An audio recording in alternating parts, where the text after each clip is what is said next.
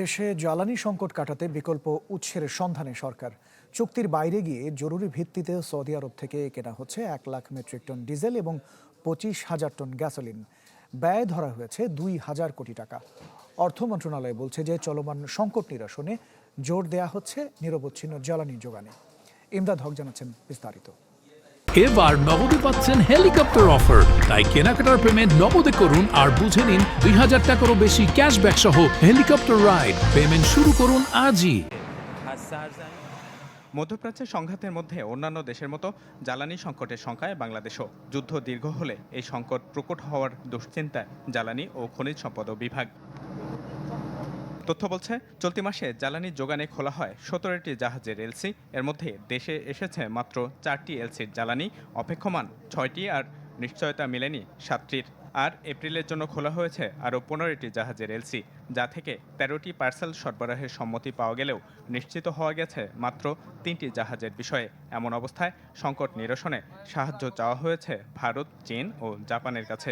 আমরা আমেরিকার অন্যান্য কোম্পানির সাথেও চেষ্টা করছি, আমরা দক্ষিণ পূর্ব এশিয়ার সাথে চেষ্টা করছি, আমরা অনেকগুলো দেশের সাথে চেষ্টা করছি।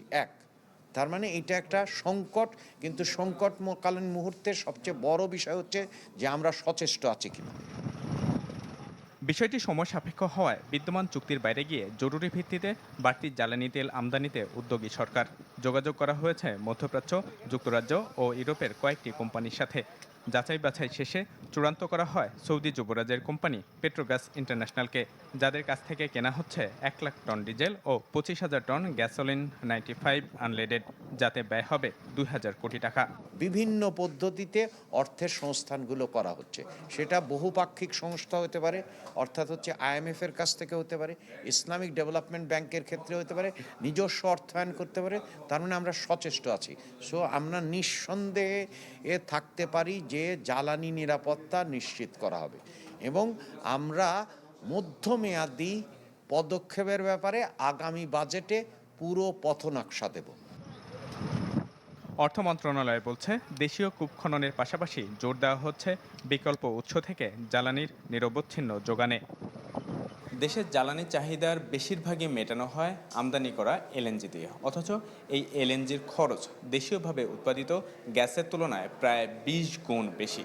তাই গ্যাসের যোগান বৃদ্ধির লক্ষ্যে দেশীয়ভাবে গ্যাস উৎপাদনের দিকে নজর দেওয়ার তাগিদ উঠে আসছে জোরে সোরে।